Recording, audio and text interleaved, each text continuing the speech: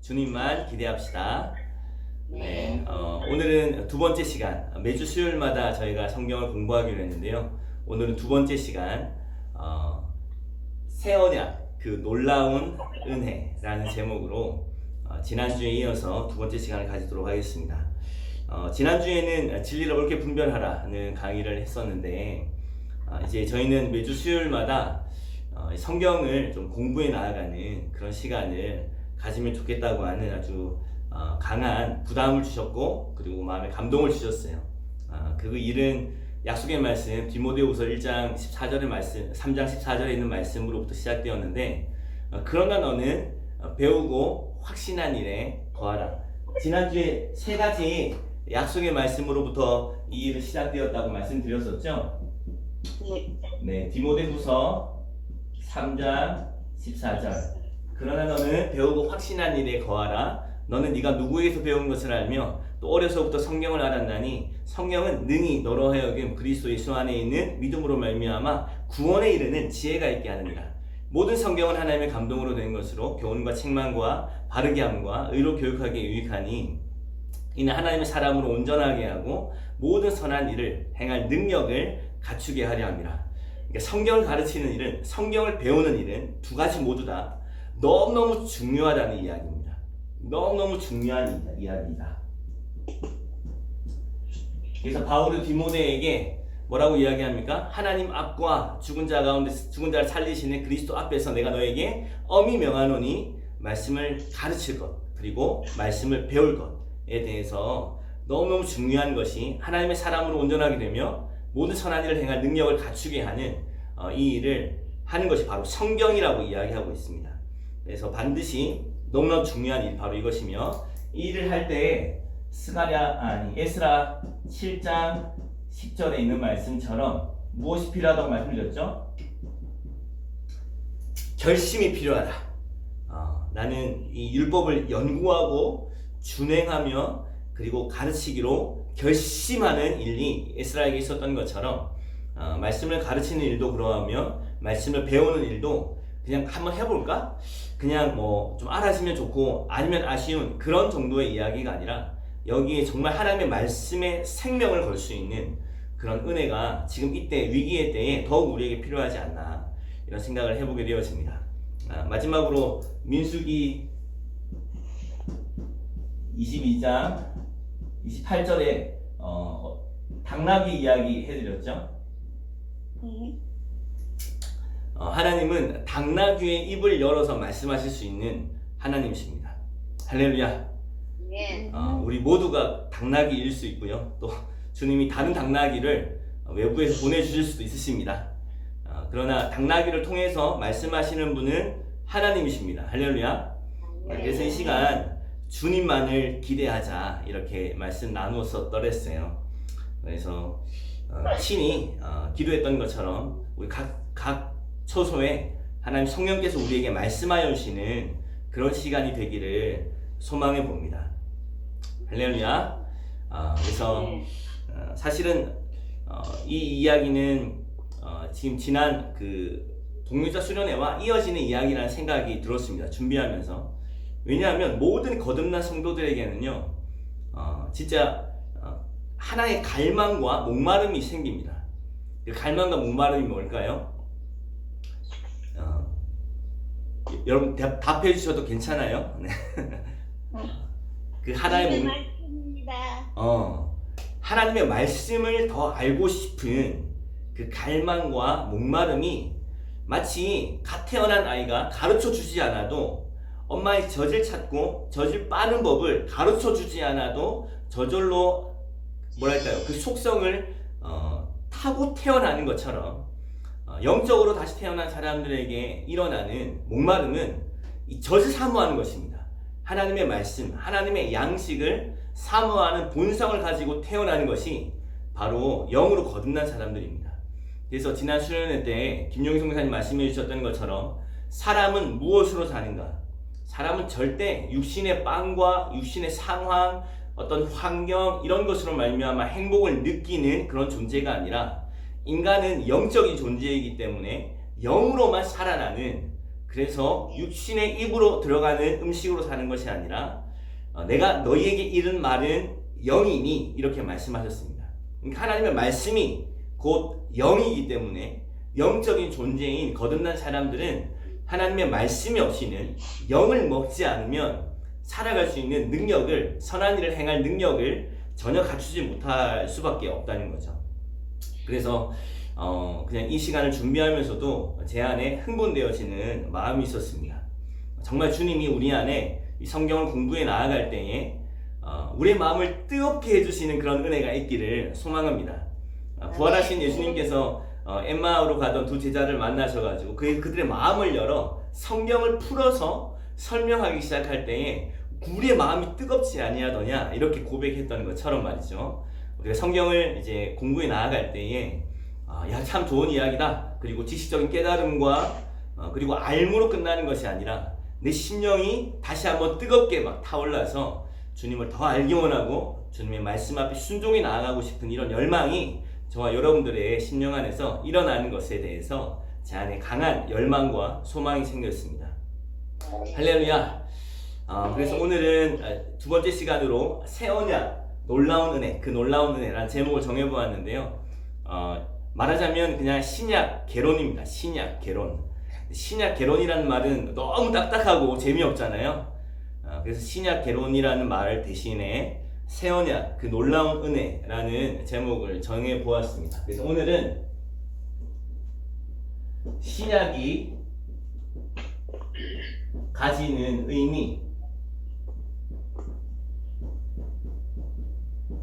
의미와 그리고 새 언약이 무엇인가를 함께 좀 살펴보는 그런 시간이 가지려고 합니다.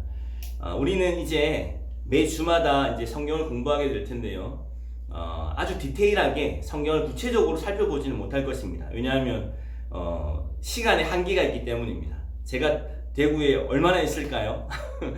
주님이 허락하시는 만큼 있겠지만 또 이후에 오시는 분들도 계속 이 일을 이어갈 수 있겠지만 제가 있는 시간이 아무래도 한계가 있을 것이고 모든 성경을 구체적으로 살펴보기에는 저도 실력이 없을 뿐만 아니라 또 양이 워낙 방대한 양이다 보니까 어떻게 해서든 범위를 정할 수밖에 없었습니다.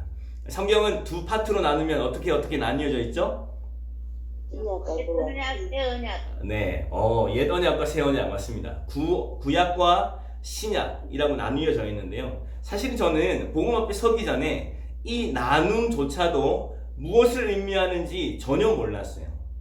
사대지 못했을 나고 태어나가지고 성경을 끌어안고 평생을 살아왔지만 20여 년을 그렇게 복음 앞에 서기 전까지 살아왔지만 구약이 뭘 이야기하는 건지 신약이 뭘 이야기하는 건지 그냥 시간의 순서대로 예수님 보기 전을 구약이라고 하나보다 예수님 오고 난 다음을 신약이라고 하나보다 이렇게 생각했지 구약과 신약이 진정한 의미가 무엇인지를 전혀 알지 못했습니다. 그래서 오늘 이 시간을 통해서 새 언약, 신약이 무엇인지를 의미를 알게 되어질 때 사실은 우리는 성경을 볼 수 있는 뭐랄까요 세계관, 관점 이런 것들이 좀 열리기를 소망하는 마음이 있습니다. 구약 39권, 신약 27권으로 총 66권으로 성경은 이루어져 있는데요. 저희는 시간이 제한적이라고 하는 이유에서도 신약을 선택할 수밖에 없었지만 신약을 선택하게 되어지는 가장 핵심적인 이유는 무엇이냐면 신약이 너무나도 중요하기 때문입니다. 구약은 오실 메시아, 오실 예수 그리스도에 대하여 설명한 책이 바로 구약이라고 한다면 신약은 오신 메시아 그리고 재림하실 메시아에 대한 이야기입니다. 그래서 계시가 점진적으로 진행된다. 계시의 점진성이라고도 이야기하는 것처럼 하나님의 말씀과 하나님의 약속은 점점 더 구체화되고 선명하게 드러났다는 것을 알게 되어질 때 그 중요성에 있어서 구약과 신약 모두가 다 중요합니다. 구약에 대한 중요성도 곧 말씀드리겠지만 구약이 너무나도 중요함에도 불구하고 그것에 비하여 신약은 훨씬 더 중요하다는 사실을 이건 제 생각이 아니라 성경이 그렇게 이야기하고 있다는 것을 우리는 알게 되어져요. 성경이 뭐라고 이야기하냐면 구약은 신약의 그림자와 모형이라고 이야기합니다. 다시 한번 구약은 신약의 그림자와 모형이라고 이야기합니다. 성경을 한번 찾아볼까요? 골로새서 2장 17절입니다. 우리는 이제부터 성경을 아주 많이 찾게 될 텐데요. 우리 모두는 성경의 전문가가 되어져야 한다고 저는 믿습니다.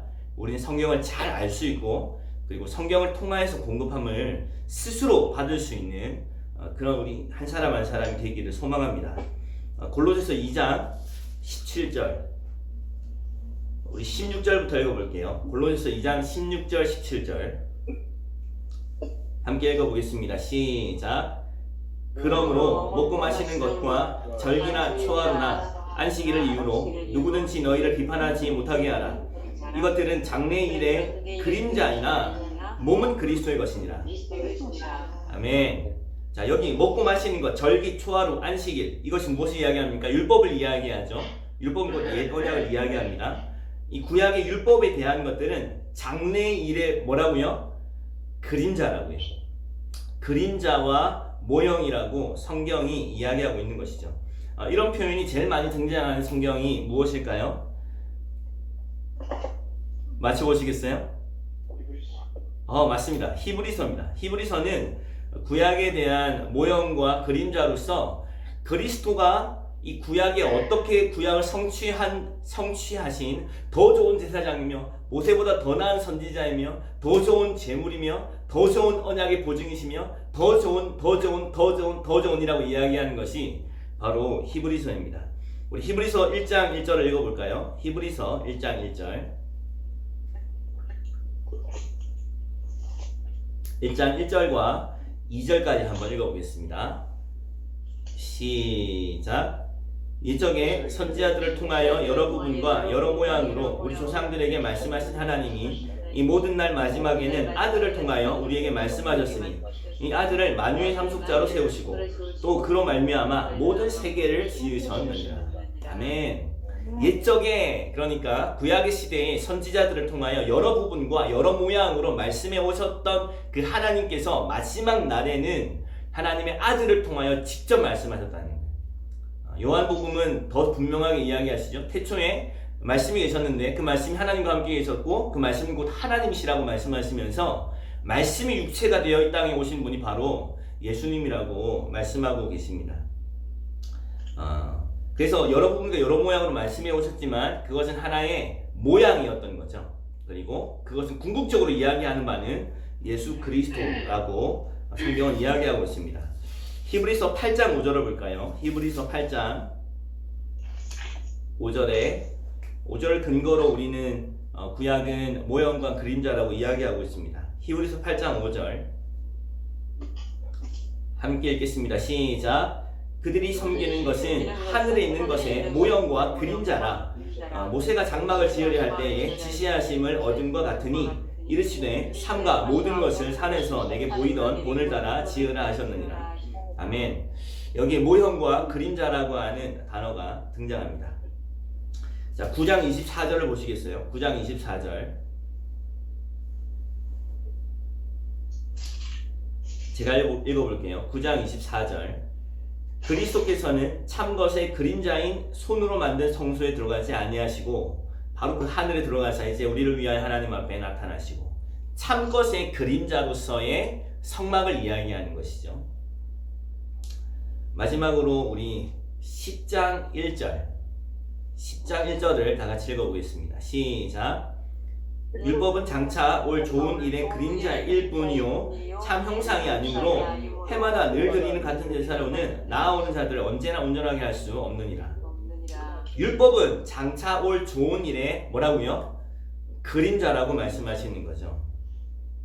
그래서 우리는 구약을 살펴볼 수 있는 그런 시간이 허락된다면 참 감사한 일이겠지만 구약에 대한 정확한 해석 그리고 더 구체화되어진 계시가 신약을 통해서 드러났다는 것에 대해서 알게 되어집니다. 그래서 우리는 매주마다 이제 신약을 한 권씩 구체적으로 살펴보기에는 시간이 너무 부족하고 큰 그림을 먼저 살펴보도록 하겠습니다. 오늘은 구약과 신약이라고 하는 큰 두 덩어리의 그림을 함께 살펴보고요. 그리고 매주마다 사복음서부터 시작해서 한 권씩 그 책이 가지고 있는 주제가 있겠죠.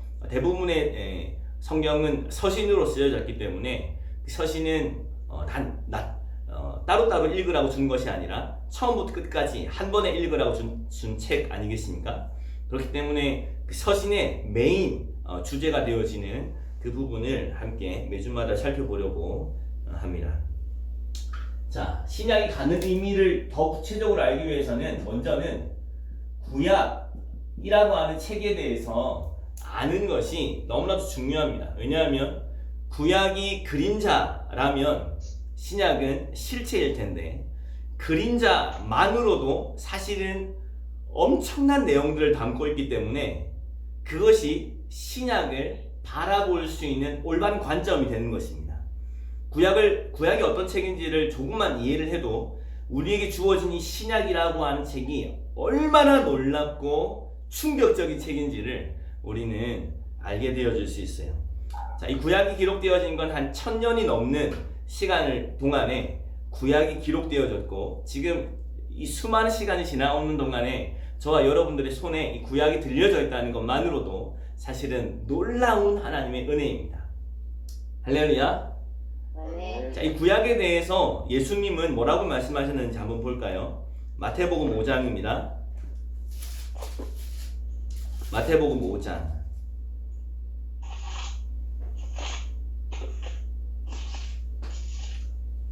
17절과 18절, 마태복음 5장 17절과 18절 함께 읽어보겠습니다. 시작. 내가 율법이나 선지자를 폐하러 온 줄로 생각하지 말라. 폐하러 온 것이 아니요 완전하게 하려 함이라. 진실로 너희에게 이르노니 천지가 없어지기 전에는 율법의 1.1획도 결코 없어지지 아니하고 다 이루리라. 아멘. 주님 뭐라고 말씀하시죠? 새 언약의 중보이신 스스로가 예수님이 이 땅 가운데 오신 이유도 사실은 율법을 폐하러 온 것이 아니라 율법을 완성하러 왔다는 거예요. 그리고 천지가 없어지기 전까지는 율법의 1.1획, 와, 놀라운 표현이죠. 히브리서는 점 하나가 달라지면 완전히 의미가 달라진다고 그러잖아요. 그러니까 그 1.1획도 결코 없어지지 아니하고 다 이루어지는 만큼 구약에 있는 모든 예언들과 모든 일들은 정확하게 언젠가 하나님의 때에 성취되어지는 완전한 하나님의 말씀이라는 사실에 대해서 이야기하고 있는 것입니다. 여기에 율법과 선지자라고 하는 표현이 등장하는데요. 이 율법과 선지자를 폐하러 온 줄로 생각하지 말라. 이 율법과 선지자라는 표현은 구약 성경, 당시에 신약 성경에 예수님의 말씀을 듣고 있는 유대인들이 가지고 있었던 구약 성경의 총체를 이야기합니다. 때로는 율법, 선지자, 다윗의 시편 이렇게 세 가지 표현으로 등장하지만 많은 부분에 율법과 선지자 이렇게 이야기하면 구약 성경을 이야기하는 거예요. 근데 이 구약 성경에 있는 말씀도 완전하신 하나님의 능력의 말씀이기 때문에 천지가 사라지기 전까지는 1.1획도 사라지지 않고 반드시 완성되어질 거라고 말씀하시는 거죠. 그리고 마태복음 23장 3절을 제가 읽어드릴게요. 마태복음 23장 3절에 가보면 예수님께서 바리새인들에 대하여 이야기하시면서 뭐라고 말씀하시냐면, 그러므로 무엇이든지 그들이 말하는 바는 행하고 지키되 그들이 하는 행위는 본받지 말라. 그들은 말만 하고 행하지는 아니하며, 이렇게 말씀하고 있습니다. 근데 바리새인들이 말했던 바, 그것이 무엇이었을까요? 구약 성경이었습니다. 선지자들이 예언했던 것, 모세오경, 다윗의 시편들. 바리새인들이 말하는 것은 너희들이 지키고 행하라고 말씀하시는 거죠. 왜냐하면 그들의 말은 틀리지 않았기 때문이에요. 율법이 틀린 것이 아닙니다. 옛 언약과 구약이 가치가 없는 것이 아닙니다. 그것은 그 자체로 가치가 있고 놀라운 책입니다. 그래서 바리새인들이 말하는 것을 행하고 지키되 그들이 행하는 바는 본받지 말라는 거예요. 왜냐하면 그들은 말만 하고 삶으로는 살아내지 않았기 때문입니다. 그래서 마태복음에는 이 바리새인들에 대하여 이 독사의 자식들아, 이 회칠한 무덤아 라고 책망하시는 하나님의, 예수님의 책망이 나오는 거죠. 제가 말씀드리는 말은 바로 이것입니다. 구약은 구약 자체로 너무나도 큰 의미가 있고 너무나도 중요한 책입니다. 뿐만 아니라 놀라운 사실은 성경 66권에 기록되어져 있는 성경이라고 하는 단어는요, 모두 구약 성경을 가리킵니다. 성경에 등장하는 성경 66권 신약을 통틀어서 성경에 등장하는 성경이라고 하는 단어는 모두 신약 성경을 전혀 고려하고 있지 않아요. 모두 이 신약 성경이 쓰여질 당시만 하더라도 유대인들이 가지고 있었던 성경은, 이방인들이 가지고 있었던 성경은 모두 구약 성경을 의미하는 것이었습니다. 왜냐하면 신약이 정경화되어진 것, 이 27권이 저와 여러분들이 읽는 이 성경에 포함되어진 것은 AD 397년에 일어난 카르타고 공의회에서 결정한 것입니다. 이것도 하나님의 감동과 하나님의 개입하심, 섭리로 말미암아 이루어진 것이라고 저는 확신합니다. 왜냐하면 신약 성경은 너무 놀라운 책이기 때문이죠. 할렐루야. 네. 그래서 성경에 나오는 모두 성경이라는 단어는 사실은 구약 성경을 가리켜 기록하고 있습니다. 그런데 이 성경이 얼마나 놀라운 능력이 되어지는지 성경이 이렇게 이야기하고 있죠. 디모데후서 3장 14절 이하에 제가 말씀드렸던 것처럼 네가 어려서부터 성경을 알았나니, 자, 성경은 무엇이라고요? 구약을 의미한다는 거예요. 네가 어려서부터 성경을 알았나니 이 성경은 능히 너로 하여금 그리스도 예수 안에 있는 믿음으로 말미암아 구원에 이르게 하나니. 우와, 놀라운 표현이지 않습니까? 그러니까 사실은 구약 성경만 하더라도 그리스도 예수를 발견할 수 있다는 거예요. 그리고 그 구약 성경 안에서 그리스도 예수를 믿는 믿음이 일어날 수 있다는 거죠. 그리고 구원에 이르게 되어지는 지혜가 있게 하는 것이 충분히 구약 성경 안에서도 가능하다는 것입니다. 할렐루야. 모든 성경은 하나님의 감동으로 되었다. 그래서 교훈과 책망과 바르게 함과 의로 교육하기에 유익하다. 그리고 하나님의 사람을 온전하게 하고 선한 일을 행할, 모든 선한 일을 행할 능력을 갖추게 하는 그 성경이라는 것이, 바울이 의미하는 그 성경이라는 것은 자신의 편지를 의미하는 것이 아니었습니다. 바울이 의미하는 성경이라는 것은 구약 성경을 의미하는 거였다는 거죠. 그러니까 구약 성경만 하더라도 우리에게 그리스도를 발견하게 하고 그리스도를 믿음으로 말미암아 구원에 이르게 하는 지혜가 될 수 있다라고 성경은 이야기하고 있는 거죠. 할렐루야. 아멘. 그리고 요한복음 5장 39절에는 예수님이 친히 말씀하시죠. 너희가 성경에서 영생을 얻는 줄 알고 성경을 상고하거니와, 이렇게 말씀하시잖아요. 자, 예수님이 말씀하신 성경은 어떤 책입니까? 구약이라는 거예요. 구약 성경에서 뭘 얻는 줄 알고? 영생을 얻는 줄 알고. 구약 성경만 하더라도 우리에게 영원한 생명, 구원을 주시기에는 부족함이 없다고 이야기하는 거예요. 그만큼 구약 성경은 놀라운 하나님의 말씀이며 놀라운 책입니다. 그런데 이 성경은 나를 향하여 기록한 것이다. 근데 너희가 영생을 얻기 위하여 나에게는 나오지 않는구나 라고 말씀하시는 장면이 요한복음 5장 39절 40절에 기록이 되어져 있습니다. 그러니까 구약은 우리에게 충분히 구원에 이르는 지혜가 있게 할 뿐만 아니라 영생을 얻게 하기에 충분한 이야기입니다. 왜 그러냐 하면 예수님 친히 말씀하시죠. 누가복음 24장 44절 이하에 보면 모세의 글, 다윗의 시편, 그리고 선지자의 글들, 이 세 가지 구약의 전체는 사실은 예수 그리스도에 관한 이야기, 십자가에 대한 이야기라는 사실에 대해서 주님 말씀하고 있습니다. 이런 성경은요, 성경을 크게 해석해주는 일에 있어서 뷰 포인트와 같은 역할을 합니다. 그러니까 그랜드 캐년이나 이런 데를 가보면 뷰 포인트가 있다고 하잖아요. 거기에서 바라보아야만 그랜드 캐년 다음을 바라볼 수 있게 되어지는 거죠. 그래서 이 요한복음 5장 39절 40절과 누가복음 24장 44절 이하에 있는 이런 말씀들은 성경을 크게 해석에 있어서 벗어나지 않게 해주는 뷰 포인트에 해당하는 그런 말씀들입니다. 그래서 잘 기억해 주시면 좋을 것 같고요. 그러니까 구약 성경은 무엇을 가리켜 기록한 거라고요? 예수님에 관한 기록이기 때문에 이 구약 성경을 정말 잘 공부를 하다 보면 예수 그리스도를 믿는 믿음에 이르게 된다는 거예요. 우리가 잘 알고 있는 것처럼 창세기 12장 1절에서 3절 말씀, 아브라함에게 허락하여 주신 그 축복은 내가 너에게 복을 줄 것이다 라고 한 그 복은 어떤 복이었습니까? 하나님을 믿으면 잘되고 번성하는 부자 되는 그런 복을 이야기하는 것입니까? 그렇지 않죠. 갈라디아서 3장 8절에 그 구약을 정확하게 해석해 주면서 바울이 하나님께서 아브라함에게 먼저 복음을 전하시고 이렇게 이야기하시잖아요.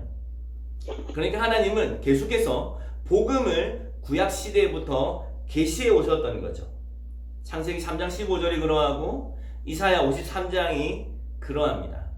그러니까 구약은 어디를 뜯어보아도 예수님을 발견할 수 있어요. 그래서 제가 정말 그런 기쁨을 한창 누리고 있을 때 어떤 책이 나왔는데 책의 제목은 구약 속의 예수라고 하는 책이었습니다. 너무 관심이 있어서 사서 읽어본 적이 있습니다. 벌써 10년이 넘는 것 같은데요. 구약 속의 예수라는 책을 읽으면서 와 정말 그렇구나. 구약 속의 모든 비유, 제사제도, 율법, 선지자의 글들, 다윗의 시편, 정말 예수 그리스도에 대한 표현들이 너무 풍성하다는 것에 대해서 알게 되어지면서 제 안에 기쁨이 있었던 적이 있었어요. 그만큼 구약 성경 자체가 구원에 이르지 못하게 만든다거나 그런 책이 아니라는 거죠. 우리 한 구절만 더 찾아볼까요? 누가복음 16장입니다. 누가복음 16장 27절.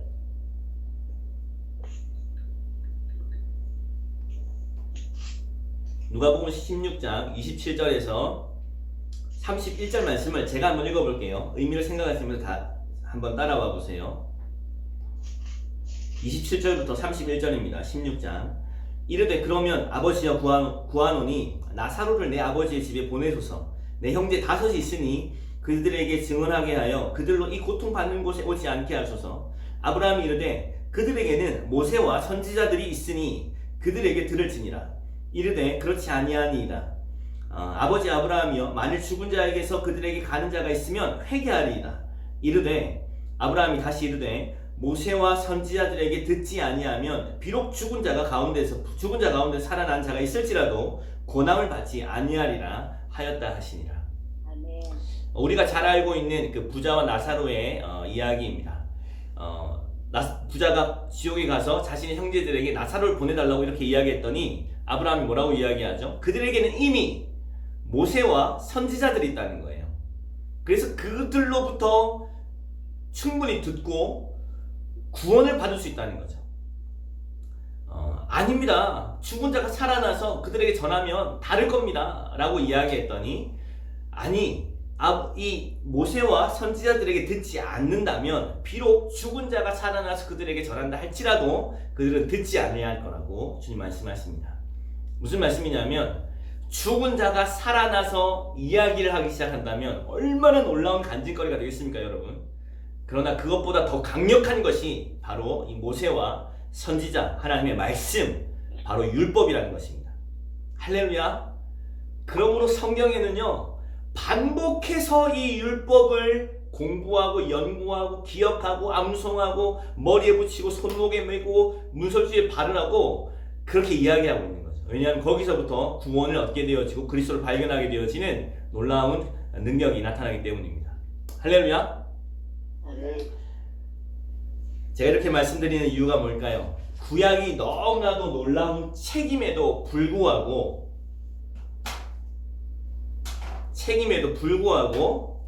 우리가 살펴보는 신약의 의미를 알게 되었을 때 구약이 얼마나 놀라운 책인지를 알게 되어지면 우와, 신약은 그야말로 충격적이며 신비이며 비밀이며 하나님의 능력이며 하나님의 놀라운 축복이라는 사실을 알게 된다는 거예요. 할렐루야. 저만 이렇게 흥분하고 있는 것 같아요. 그렇죠? 여러분 이게 막 흥분이 되세요? 우리가 이제 신약을 공부하게 될 거라는 것에 대해서 말이죠. 너무 예를 쓰실 필요는 없습니다. 네. 그렇지만 앞으로 이제 같이 흥분하게 될 겁니다. 왜냐하면 이 구약을 뭐라고 이야기해요? 그림자라고 이야기해요. 그리고 신약을 그림자면 실체가 있겠죠. 신약은 실체인 거예요. 예를 들어서 지금 빛이 있습니다. 빛이 있고 여기 그림자가 생겼어요. 저희 그림자가 생겼습니다. 그림자와 실체의 가치를 비교해 본다면 그림자는 실체에 비해서 가치가 있습니까? 없습니까? 없어요. 가치가 전혀 없어요. 그죠? 어떻게 만약에 제 아내가 저희가 와가지고 여보 저는 당신의 그림자를 너무 사랑해.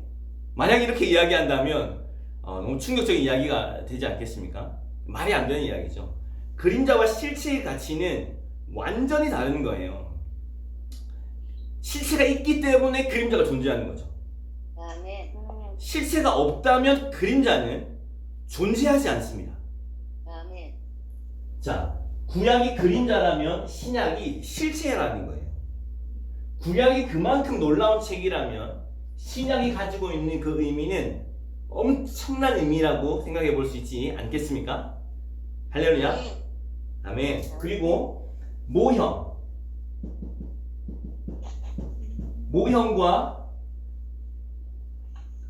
실체입니다.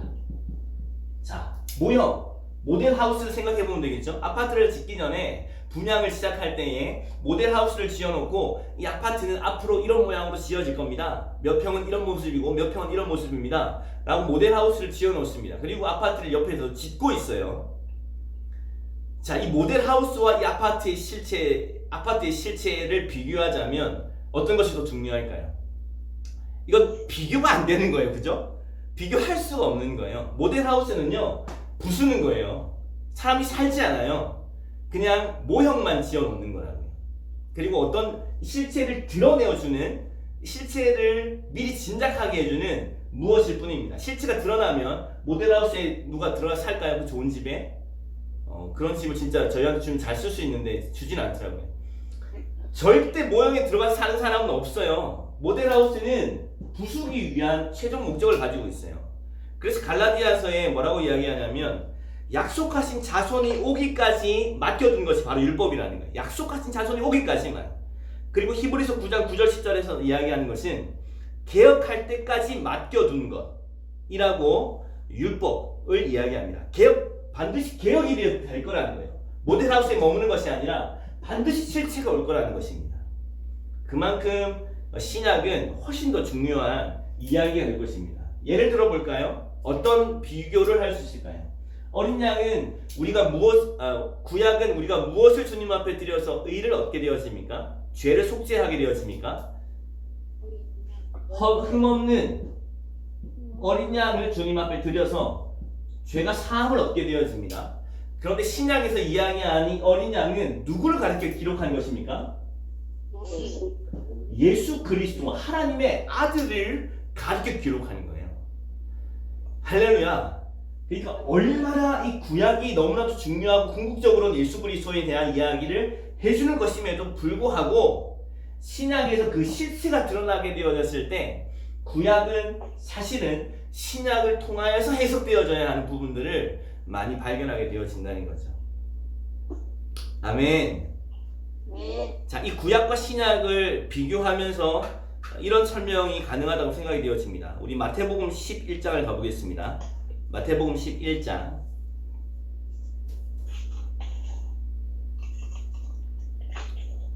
마태복음 11장 11절에서 14절. 자, 마태복음 11장 11절에서 14절 함께 읽어보겠습니다. 시작. 내가 진실로 너희에게 말하노니 여자가 낳은 자 중에 세례 요한보다 큰 이가 일어남이 없도다. 그러나 천국에서는 극히 작은 자라도 그보다 크니라. 세례 요한의 때부터 지금까지 천국은 침노를 당하나니 침노하는 자는 빼앗느니라. 모든 선지자와 율법이 예언하는 것은 요한까지니 만일 너희가 즐겨받을진대 오리라 한 엘리야가 곧 이 사람이니라. 자, 13절에 뭐라고 이야기하죠? 모든 선지자와 율법이 예언한 것은 요한까지라는 거예요.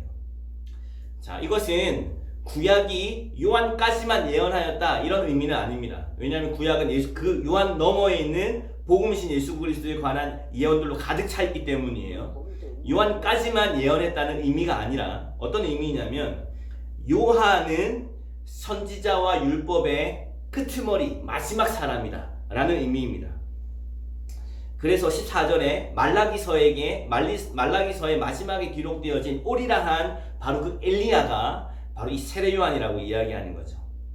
여러분, 이 세례 요한은 너무 놀라운 사람이지 않습니까? 광야에 나아가서 메뚜기와 석청을 먹고 그리고 낙대 털옷을 입고 회개를 외쳤던, 그리고 세례를 주기 시작했던 놀라운 사람입니다. 그래서 그에 대해서 예수님도 11절에 뭐라고 말씀하시냐면 여자가 낳은 자 중에 세례 요한보다 큰 이가 일어남이 없다는 거예요. 놀라운 칭찬이지 않습니까? 여자가 낳은 사람 중에 세례 요한보다 더 큰 이는 없다는 거예요. 그런데 더 충격적인 사실은 바로 그 다음입니다. 그러나 천국에서는 극히 작은 자라도 그보다 더 크니라. 그러니까 율법의 그 끝에 있었던 이 세례 요한보다는 천국에 들어간 사람은 다 그보다 크다는 거예요. 자, 이것이 무엇을 의미하는지 병행 구절인 누가복음 16장을 가보겠습니다. 누가복음 16장.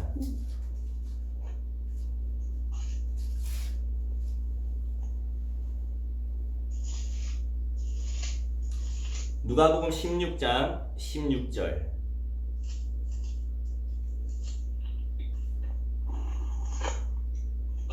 자, 함께 읽어보겠습니다. 누가복음 16장 16절입니다. 시작.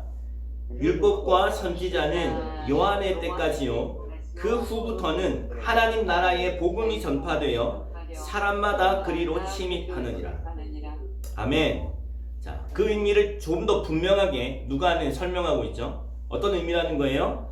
율법과 선지자, 그러니까 구약 성경은 요한의 때까지요, 그 후부터는 뭐가 시작된다고요? 하나님의 나라의 복음이 전파되어 사람들이 복음을 듣고 천국으로 들어가게 된다는 거예요. 아멘. 할렐루야. 네. 그러니까 새 시대가 열린다는 것입니다. 그래서 성경에서 새 시대가 열릴 때마다 성경은 어떤 기록들을 하고 있죠? 족보를 기록하고 있어요. 그래서 마태복음은 족보로 신약 시대를 열고 있는 것입니다. 할렐루야. 세례 요한조차도 예수님의 사역을 이해하지 못했어요. 그래서 제자들을 보내서 헤롯을 책망해서 헤롯에 의해서 옥에 들어가게 되었을 때 제자들 보내서 예수님께 이렇게 묻습니다. 우리가 기다리고 있는 메시아가 바로 당신 맞습니까? 아니면 우리가 다른 일을 기다리오리까? 세례 요한조차도요, 예수님의 사역을 이해하지 못했어요. 그러니까 신약은요, 비밀에 속하는 거예요. 새 언약, 예수 그리스도의 일하심, 그분의 십자가, 복음에 대한, 하나님 나라의 이 복음에 대한 이야기는 구약의 관점에서 보면 이해가 되어지지 않는, 오히려 신약적인 관점에서 구약을 해석해야만 구약이 정확하게 해석이 되는 거지, 구약적인 관점에서 십자가를 바라보면, 그래서 지금도 이사야 53장은 유대인들이 읽지 않는 책이라고 이야기하잖아요. 그런 것처럼 말이죠. 예수 그리스도의 십자가의 복음을 만약에 저와 여러분들이 이해하고 있다는 것은 진짜 놀라운 이야기라는 거예요. 세례 요한은 그 자매들, 그러니까 여자가 낳은 자 중에는 가장 큰 사람이지만 십자가의 복음을 이해하지 못했어요. 근데 저와 여러분들 일반 성도들은, 그래서 골로새서 1장 26절 27절은 이렇게 이야기합니다. 제가 읽어드릴게요. 찾지 마시고. 골로새서 1장 26절 27절은 이렇게 이야기합니다. 이 비밀은 만세와 만대로부터 감추어졌던 것인데 이제는 그의 성도들에게 나타났고, 하나님이 그들로 하여금 이 비밀의 영광이 이방인 가운데 얼마나 풍성한지를 알게 하려 하심이라. 이 비밀은 너희 안에 계신 그리스도시니 곧 영광의 소망이니라. 이렇게 이야기하고 있어요. 이 비밀은, 예수 그리스도는, 십자가의 복음은 비밀이어서 만세와 만대로부터 감추어졌던 거예요. 그러니까 세례 요한도 눈치채지 못했어요. 그런데 이제는 누구에게 나타났다고요? 일반 성도들에게 나타났다는 거예요. 구약에서 예언한 마지막 예언자, 선지자, 세례 요한보다 그 후에 하나님 나라의 복음의 선포를 믿고 천국에 침노하는 일이 일어나게 되어지는 성도들에게 어쩌면 더 큰 하나님을 알게 되어지는 지혜가 허락되어진다는 것입니다. 네. 할렐루야. 아멘. 그러니까 저와 여러분들이 일반적인 성도로서 바로 이 십자가의 복음을 이해하고 있다는 말은요, 놀라운 이야기입니다. 놀라운 이야기입니다. 할렐루야. 네. 언제 흥분하시겠어요, 여러분? 할렐루야. 아멘. 네. 그래서 우리는 신약을 공부하게 될 거라는 거예요. 구약과 신약, 즉 옛 언약과 새 언약을 비교해 보았는데요. 옛 언약과 구약은 참 놀라운 책이다. 하나님은 놀라운 계시를 구약을 통해서 하셨다. 구약이 없었다면 신약은 있을 수 없는 중요한 책이다. 그럼에도 불구하고 그 후에 일어난 신약의 이야기는, 하나님 나라의 복음의 이야기는 너무나도 충격적인 일이 아닐 수 없다. 그래서 마태복음 13장 14에서 17절은 뭐라고 이야기하냐면, 우리 한번 찾아볼까요? 마태복음 13장 14에서 17절. 제가 한번 읽어보겠습니다. 마태복음 13장 14절에서 17절. 이사야의 예언이 그들에게 이루어졌으니 일렀으되 너희가 듣기는 들어도 깨닫지 못할 것이요 보기는 보아도 알지 못하리라. 이 백성들의 마음이 완악하여져서 그 귀는 듣기에 둔하고 눈은 감았으니 이는 눈으로 보고 귀로 듣고 마음으로 깨달아 돌이켜 내게 고침을 받을까 두려워함이라 하였느니라. 그러나 너희 눈은 봄으로 너희 귀는 들음으로 복이 있도다. 내가 진실로 너희에게 이르노니 많은 선지자와 의인이 너희가 보는 것을 보고자 하여도 보지 못하였고 너희가 듣는 것들을 듣고자 하여도 듣지 못하였느니라. 우리가 보고 듣는 것이 얼마나 놀라운 이야기인지 정말 옛날 선지자들이 알게 되어진다면 기절초풍할 이야기라는 거예요. 우리가 신약 성경을 가지고 있다는 것이 구약의 선지자들이 보기에는 너무너무 충격적이고 놀라운 축복이라는 거예요. 그런데도 우리가 성경을 알리는 것은요, 진짜 핑계할 거리가 없습니다, 여러분. 아멘. 우리는 성경을 열심히 읽어야 합니다. 할렐루야. 아멘. 자, 그래서 우리는 신약을 공부하게 되어진 의미에 대해서 함께 살펴보게 되었고요. 그래서 우리는 신약을 구체적으로 큰 그림을 살펴보게 될 텐데, 오늘 이 시간은 신약을 바라볼 수 있는 관점, 안경, 그러니까 새 언약의 의미를 이해해야만 사실은 신약의 작은 지역적이고 그리고 때로는 주목하지 않아야 할 것에 대하여 너무 시간을 많이 들이는 그런 일들을 피할 수 있겠다는 생각이 되어져요. 마치 제가 대구에 온 지가 벌써 2년이 조금 지났는데요.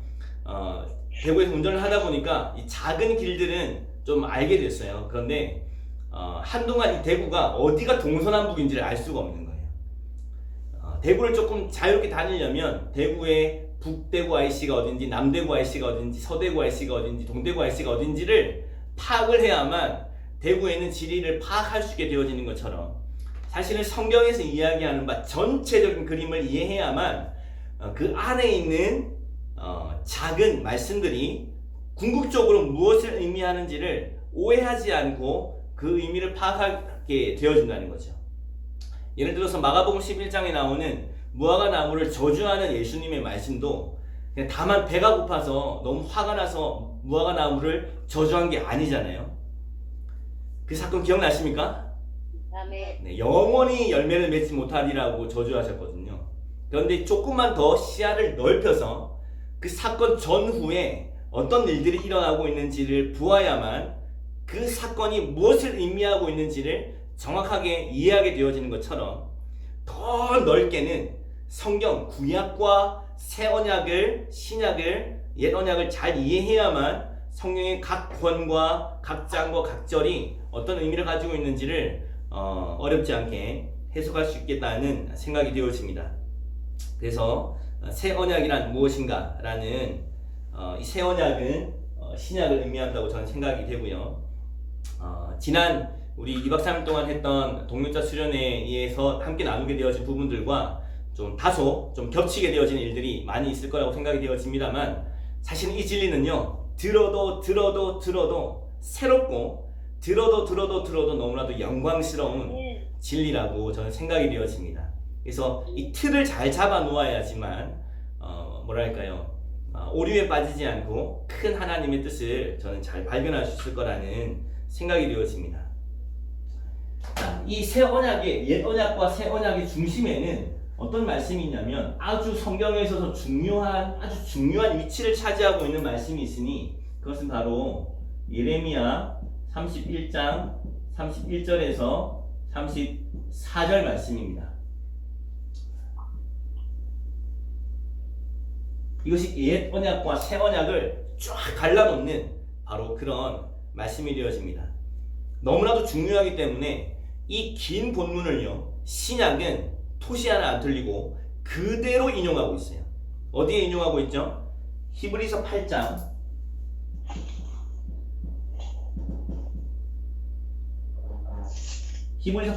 7절에서 13절은 정확하게 이 말씀을 그대로 인용하고 있습니다. 자, 히브리서 8장을 한번 볼까요? 히브리서 8장 7절. 구약 성경은 우리가 지난번에도 살펴보았으니까 물론 동일한 말씀입니다만은 그 전후에 히브리서 기자의 의견이 달려 있습니다. 히브리서 8장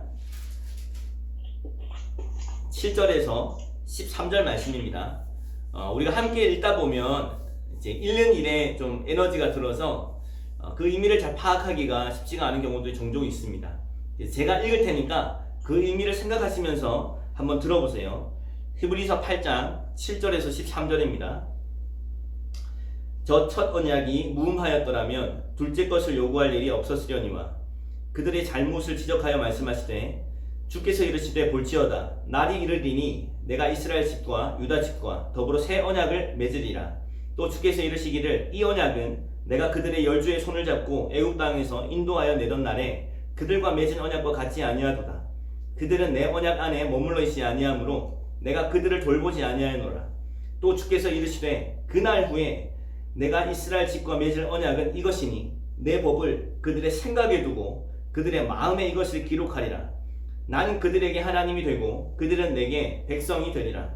또 각각 자기 나라 사람과 각각 자기 형제를 가르쳐 이르기를 주를 알라 하지 아니할 것은 그들이 작은 자로부터 큰 자까지 다 나를 알미라. 내가 그들의 불의를 긍휼히 여기고 그들의 죄를 다시 기억하지 아니하리라 하셨느니라. 새 언약이라 말씀하셨음에 첫 것은 날 가지게 하신 것이니 날 가지고 수행하는 것은 없어져 가는 것이니라. 아멘. 자, 여기 새 언약과 옛 언약이 등장합니다. 자, 여기 옛 언약이 있고요.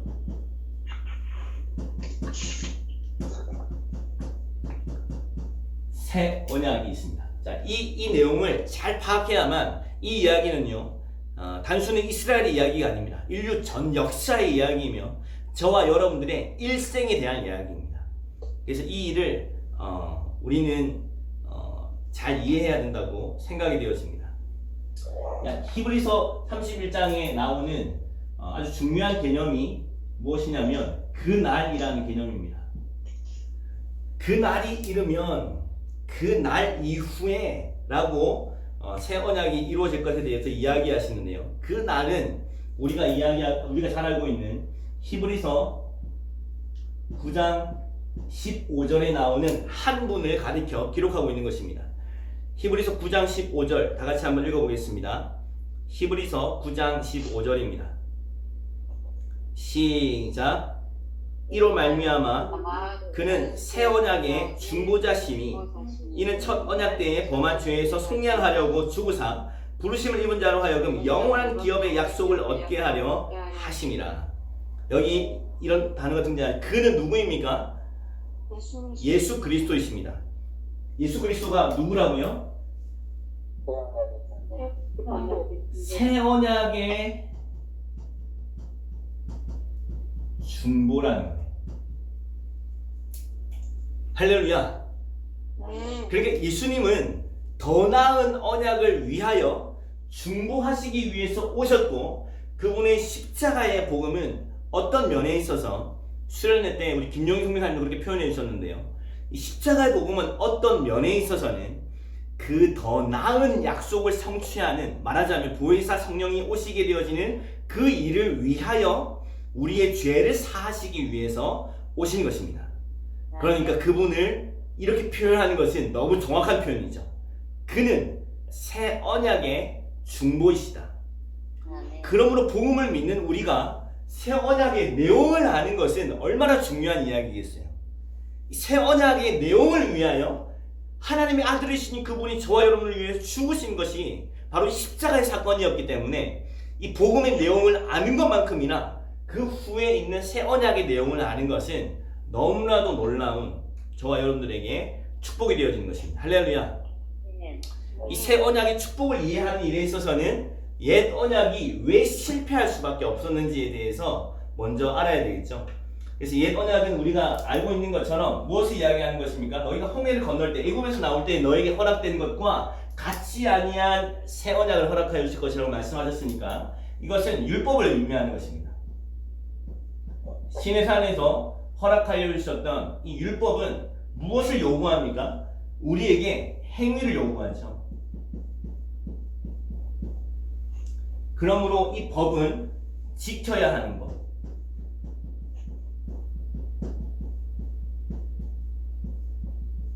지켜야 하는 법 혹은 살아야 하는 법입니다. 아주 단순합니다.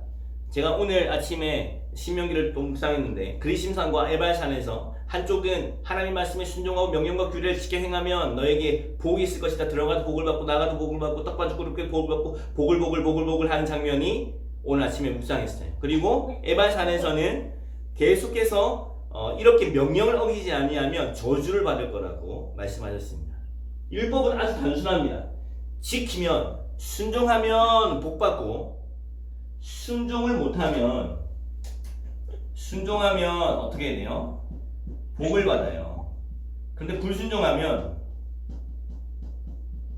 뭘 받습니까? 저주를 받는 거예요. 아주 단순합니다. 그런데 놀랍게도 이 법은 성공합니까? 실패합니까? 실패하게 되어졌어요. 그래서 히브리서 기자가 이야기하잖아요. 첫 번째 언약이 무흠하였더라면, 흠이 없었더라면 너에게 새 것을 주지 아니하였을 것이다. 흠이 있다는 거죠. 지킬 수가 없는 거예요. 이스라엘은 실패했어요. 자, 이스라엘의 실패를 성경은 아주 단순하게 한 절로 설명하고 있습니다. 예레미야 2장 13절입니다. 너희가 두 가지 악을 행하였나니 하나는 생수의 근원이 되는 나를 버리는 것과 또 하나는 스스로 웅덩이를 판 것인데 곧 그 웅덩이는 가두지 못할 터진 웅덩이니라. 이것이 두 가지 악이었어요. 이 두 가지 악은 사실은 한 가지죠. 하나님을 버리는 거예요. 결국은 이스라엘은 왜 실패합니까? 이스라엘의 실패의 이유는 아주 단순합니다. 그것이 무엇이었죠? 불순종입니다. 불순종. 이상하게도요, 구약을 가만히 들여다보고 있으면 이상하게도 순종하지 않아요. 지독하게도 순종하지 않아요. 그러니까 순종하지 않는 건요, 단순한 이야기가 아니에요. 순종하지 않는 것은 영적인 이야기입니다. 잘 기억하십시오. 순종하지 않는 것은 뭐랄까요? 영적인 이야기에 속하는 거예요. 그러니까 이해가 되지 않을 만큼 이스라엘 백성들은요, 순종하지 않아요. 우상 안 섬기면 되잖아요. 지독하게 우상을 섬깁니다. 이유가 무엇입니까? 이유는요, 바로 죄입니다. 죄의 핵심이 무엇인지를 우리는 잘 알아야 돼요. 죄는 우리가 지금까지 복음 스터디를 통해서도 그리고 수련을 통해서도 지금까지 계속해서 반복해서 이야기해 오지만 아무리 반복해도 지나침이 없는 진리가 바로 이 죄에 관한 진리입니다. 죄가 우리에게 가져온 비참한 사실은 우리의 눈에 문제가 생겼다거나 지체에 문제가 생긴 것이 아니라 죄가 들어온 것은 우리의 생명이라는 것, 이것이 문제라는 거예요. 잠언 4장 24절은 이야기합니다. 잠언 23장에는 모든 지킬 만한 것보다 더욱 뭘 지키라? 너의 마음을 지켜라. 왜냐하면 이 마음에서부터 뭐가 나오기 때문에? 생명의 근원이 나오기 때문이다. 아멘. 마음이 생명이라는 것입니다. 마음이 생명이라는 거예요. 마음은 곧 생명의 근원이 나오는 것입니다. 근데 죄가 이 마음과 생명에 들어왔을 때 어떤 일이 일어납니까? 예레미야 17장 9절에 있는 말씀처럼 만물보다 거짓되고 심히 부패한 것, 그것이 뭐라고요? 사람의 마음이라는 거예요. 죄가 인간의 마음에 들어왔을 때 이 마음이 박살나버린 것입니다. 깨어진 것입니다. 자신의 의지와, 물론 자신의 의지를 드리긴 하지만 내가 원하지 않는 일을 계속하게 되는 거예요. 순종하고자 하는 열망은 내게 있으되 순종할 능력을 갖추지 못하는 것, 그것이 바로 인간의 절망적인 생명의 상태입니다. 거짓되고 부패하였습니다. 자, 그 원인은 무엇입니까? 창세기 6장 1절에서 3절 말씀에 이 죄의 결과에 대해서 아주 잘 설명해 주는 성경입니다. 지금 제가 말씀드리는 것은 복음학교 때 한 번씩은 들어보셨던 그런 말씀들일 거예요. 이런 말씀들이 정말 정확하게 뷰 포인트처럼 성경을 열어주는 그런 키 역할을 하는 그런 말씀들이라고 생각이 되어집니다. 창세기 6장 1절에서 3절은 하나님의 아들들이 사람의 딸들의 아름다움을 보고 그들과 함께 시집가는, 결혼하고 한 몸이 되어지는 그런 이야기가 나옵니다. 그때 어떻게 되어졌냐면 하나님의 영이 그들을 떠납니다. 하나님의 영이 그들을 떠나고, 그리고 그들은 무엇이 되었습니까? 육체가 되었습니다. 자, 육체를 우리가 복음적인 단어로 바꾸자면 병든 자입니다.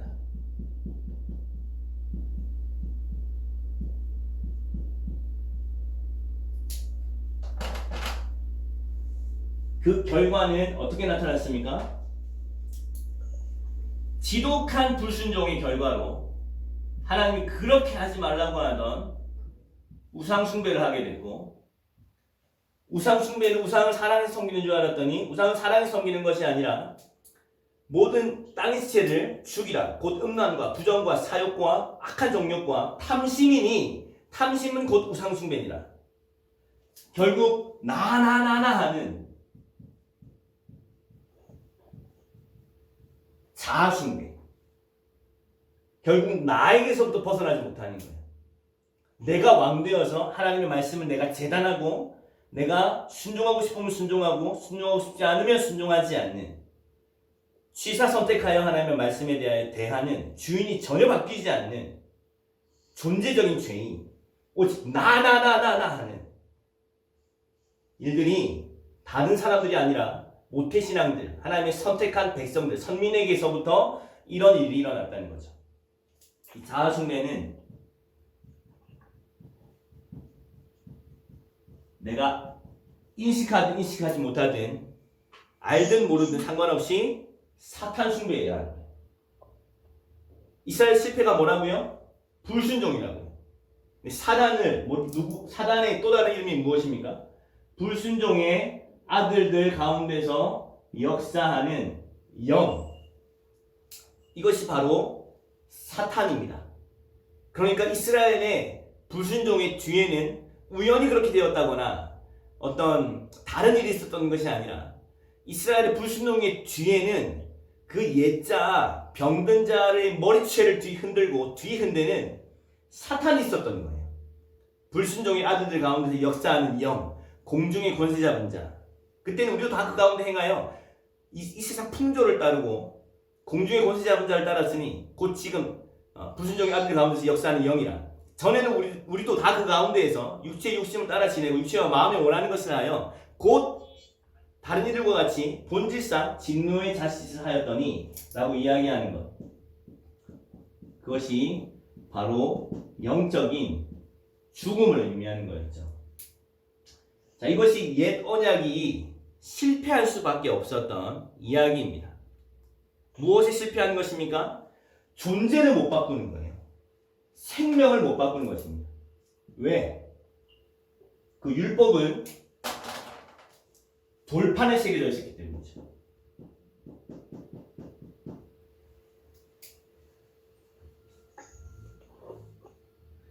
이 구약의 역사를 무려 1000년이 넘는 어마어마한 시간과 성경만 하더라도 39권, 성경의 4분의 3에 해당하는 부분이 다 구약 성경입니다.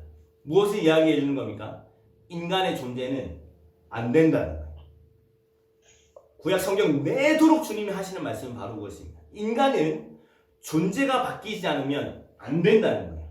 절망이라는 거죠. 이것을 이야기해 주시는 것이 바로 옛 언약이 우리에게 주시고 있는 교훈입니다. 자, 이 말씀들을 한번 기록해 보세요. 자, 실패, 안 된다 라고 하는 말씀들이 여기 등장합니다. 히브리서 이쪽에 적을게요. 히브리서 7장 18에서 19, 9장 9절, 10장 1절, 10장 4절, 10장 11절. 자, 이것은 이스라엘의 실패, 결국 이 옛 언약으로는 안 된다라고 하는 선언입니다. 자, 한번 볼까요? 히브리서 7장 18에서 19절. 히브리서 7장 18에서 19절. 제가 읽을 테니까 따라오세요. 전에 있던 계명은 연약하고 무익함으로 패하고 율법은 아무것도 온전하게 못할지라. 이에 더 좋은 소망이 생기니 이것으로 우리 하나님께 가까이 가느니라. 전에 있던 계명은 연약하고 무익함으로 안 된다는 거예요. 율법은 아무것도 온전하게 못한다는 것입니다. 9장 9절. 이 장막은 현재까지의 비유니 이에 따라 드리는 예물과 제사는 섬기는 자를 그 양심상 온전하게 할 수 있다 없다?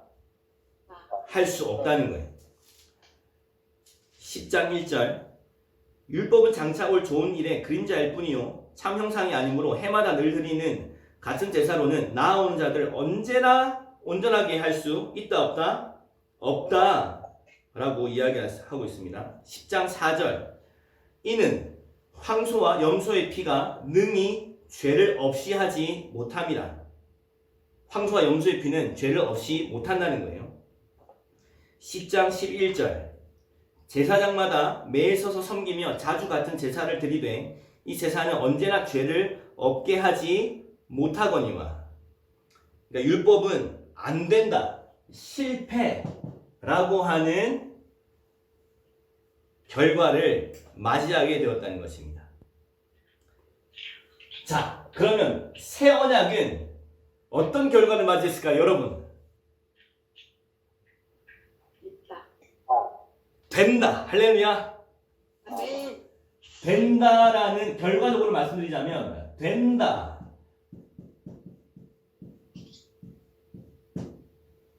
실패했던 옛 언약으로는 실패했던 그 이야기가 이제는 새 언약에서는 된다라는 것입니다. 할렐루야. 네. 자, 그러므로 잘 기억하십시오. 우리가 복음을 잘 살아내시지 않습니다. 복음을 저는 잘 못 살아가고 있습니다. 라는 말은 우리가 아직까지 새 언약을 못 누리고 있다는 것을 의미하는 거예요. 그러니까 그런 말은 굉장히 조심해서 하셔야 되는 말입니다. 굉장히 무서운 말이라는 거예요. 복음을 살아낼 수밖에 없는 복음을 주셨다니까요. 할렐루야.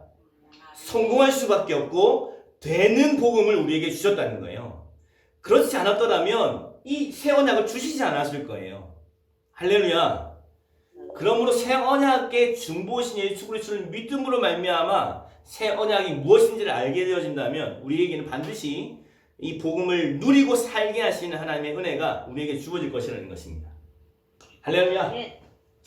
자, 그렇다면 이 새 언약은 돌판에 새겼다. 옛 언약은 돌판에 새겼는데 새 언약은 어디다가 새기냐고 말씀하시냐면 마음과 생각에 새긴다고 말씀하셨어요. 무엇을 요구합니까? 율법의 행위를 요구했다면 이 새 언약은 믿음을 요구합니다. 믿음. 그래서 10장 마지막에 가보면 믿음이라고 하는 결론을 맺는 거예요. 38절에 나의 의인은 믿음으로 말미암아 살리라. 또한 뒤로 물러가면 내 마음이 그를 기뻐하지 아니하리라. 39절 우리는 뒤로 물러가 멸망할 자가 아니요 오직 영혼을 구원함에 이르는 믿음을 가진 자니라. 그렇게 하고 믿음의 실상, 믿음은 바라는 것들의 실상이 보이지 않는 것들의 증거니 라고 시작하면서 11장이 믿음장이 시작이 되어지는 것입니다. 할렐루야. 자, 율법이 지켜야 하는 법, 살아야 하는 법이었다면 새 언약은 살게 하는 법입니다.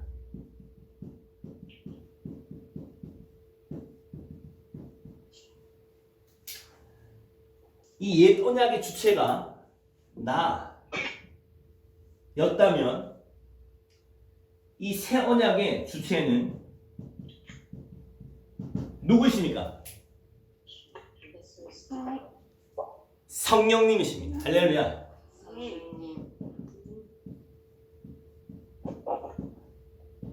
우리가 이번 로마서 복음의 준수에서 한 가지 주제를 깊이 살펴보았는데 바로 그것이 복음과 성령이었다는 거예요. 자, 이 성령에 대하여는 에스겔서가 좀 더 잘 설명해주고 있습니다. 그래서 이 새 언약에 대한 말씀으로는 이사야 32장 15절 그리고 에스겔 36장 26에서 28절 그리고 요엘서 2장 28, 29절을 우리가 살펴보는데요. 이 중에 한 말씀만 살펴보겠습니다. 에스겔 36장 26에서 28절입니다. 에스겔 36장 26에서 28절. 이 새 언약을 좀 더 구체적으로 확증해 주시면서 설명해 주시는 말씀이 바로 이 말씀입니다. 제가 읽어볼게요. 잘 들어보십시오. 또 새 영을 너희 속에 두고 새 마음을 너희에게 주시되 너희 육신에서 굳은 마음을 제거하고 부드러운 마음을 줄 것이며 또 내 영을 너희 속에 두어 너희로 내 율례를 행하게 하리니 너희가 내 규례를 지켜 행할지라. 내가 너희 조상들에게 준 땅에서 너희가 거주하면서 내 백성이 되고 나는 너희의 하나님이 되리라. 할렐루야.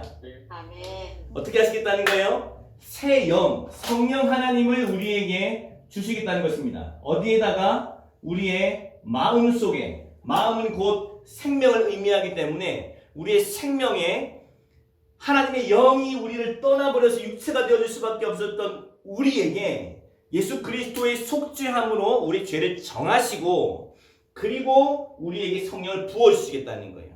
그렇게 되면 어떻게 되냐? 우리의 마음에 하나님의 법을 새기심으로 말미암아 어떤 결과를 맞이하게 되냐면 순종이라는 결과를 맞이하게 된다는 것입니다. 우리가 하나님의 말씀 앞에 순종하게 되어진 일이 일어난다는 것입니다. 할렐루야. 아멘. 그러므로 그리스도 예수 안에 있는 자에게는 결코 정죄함이 없나니 곧 그리스도 예수 안에 있는 생명의 성령의 법이 죄와 사망의 법에서 너를 해방하였습니다. 아멘. 아멘. 율법으로는 육신이 연약하여 할 수 없는 그것, 율법으로는 육신이 연약하여 할 수 없는 그것을 하나님은 하시나니 곧 자기 아들을 죄인의 모양으로 이 세상 가운데 보내어 육신의 죄를 정하사 육신을 따르지 않고 그 영을 따라 행하는 자에게 율법의 요구가 이루어지게 하려 하심이라. 할렐루야. 이것이 로마서 8장 1절에서부터 4절에 있는 말씀입니다. 할렐루야. 자, 그러니까 마음을 변화시키겠다고 말씀하시는 거죠. 마음의 변화에 대한 구절들 로마서 12장 1절과 2절, 에베소서 4장 23절, 24절 이 말씀들을 한번 나중에 살펴보세요. 그러므로 하나님 모든 자비하심으로 너희를 권하노니 너희 몸을 하나님 기뻐하시는 거룩한 산 제물로 드리라. 이는 너희가 드릴 영적 예배니라.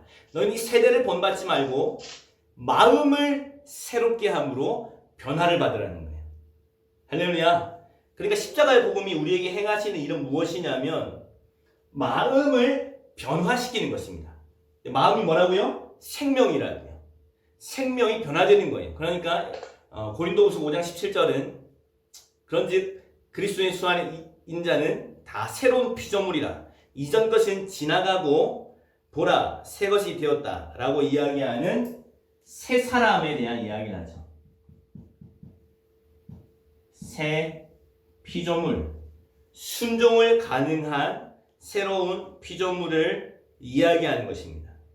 자, 이 이야기는 이제는 히브리서 7, 9, 10, 이 말씀대로에서 보았던 것처럼 율법으로는 안 된다, 율법으로는 안 된다, 율법으로는 안 된다 이렇게 이야기하는 것이 이제는 된다, 된다, 된다 라는 말씀으로 다시 성경은 이야기해주고 있습니다. 히브리서 8장 6절,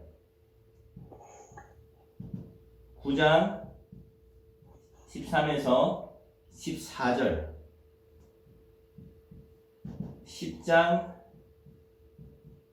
12에서 14절, 그리고 믿음에 대해서는 제가 다시 말씀드렸던 것처럼 10장 38, 39절에 등장합니다. 제가 읽어드릴게요. 히브리서 8장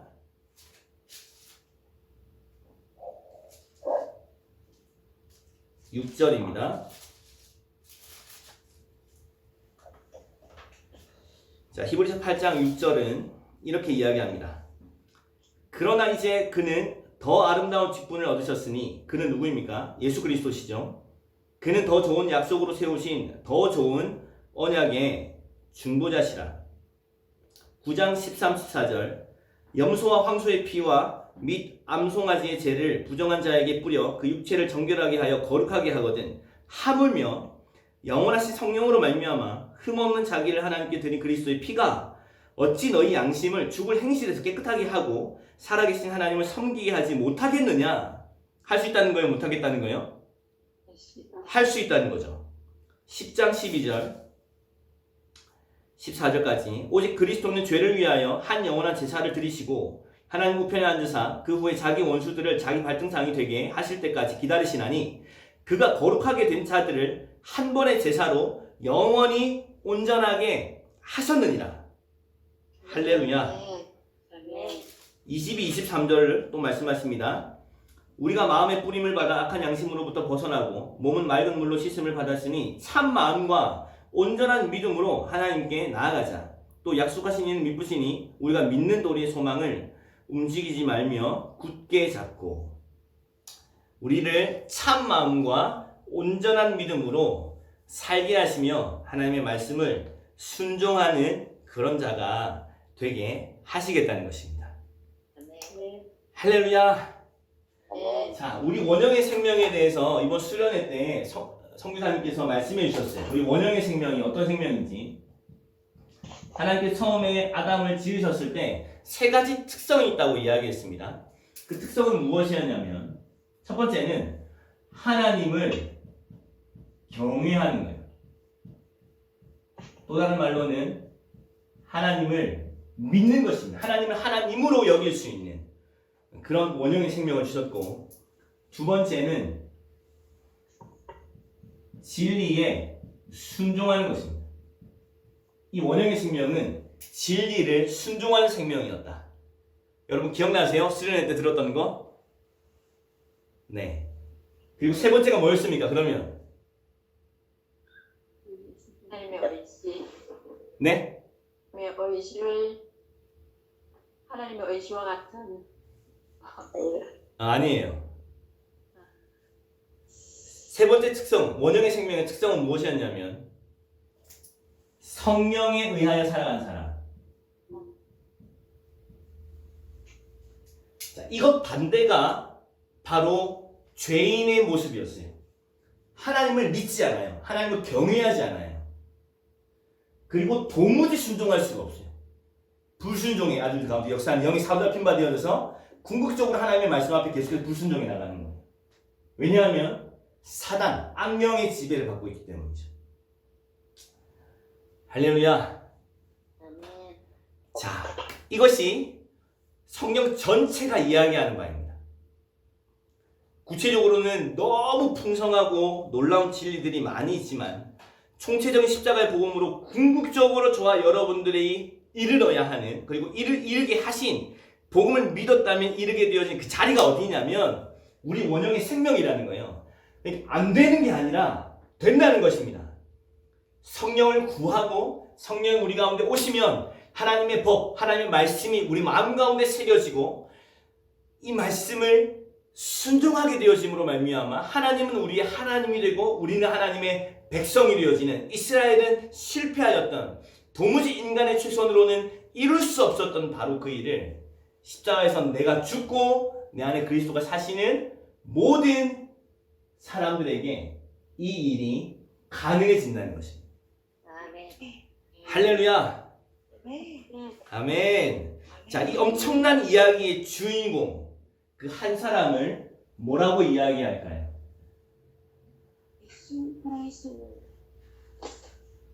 자, 이 엄청난 이야기의 주인공을 한마디로 뭐라고 이야기할까요?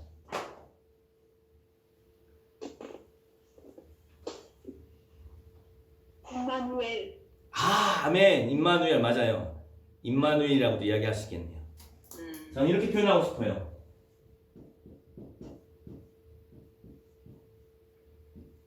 뭐라고요?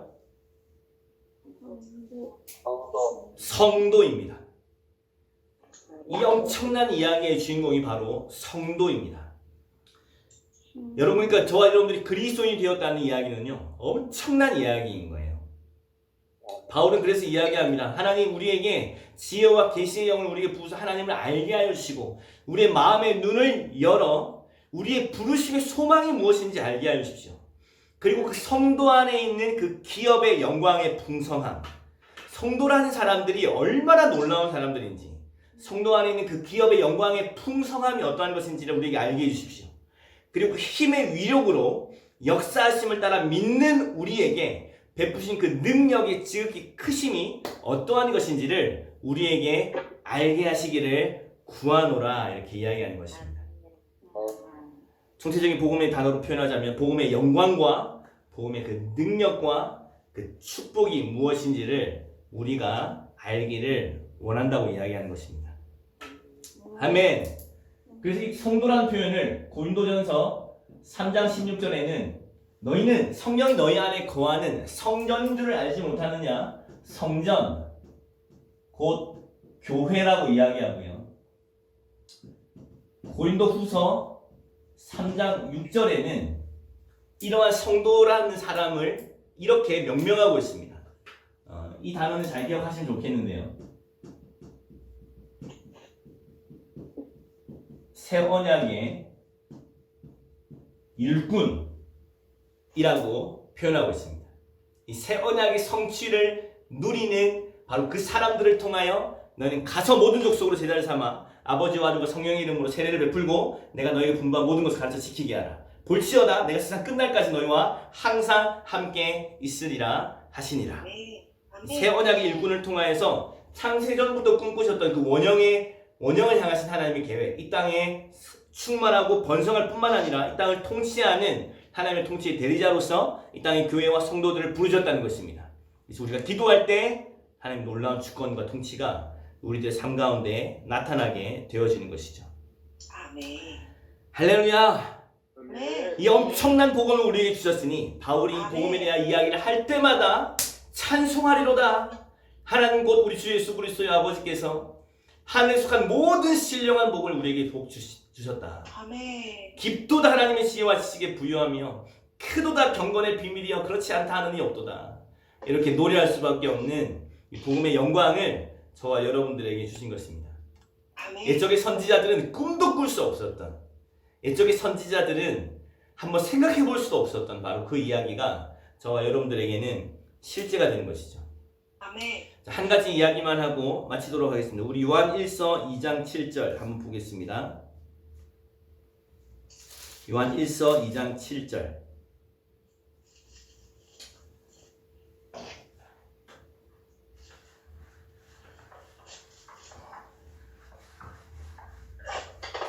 궁극적으로 성경이 우리에게 이야기하는 바는 무엇인지 한번 보십시오. 왜 이런 새 언약을 허락해 주셔야만 했는지. 요한 1서 2장 7절입니다. 자, 다 같이 읽어보겠습니다. 시작.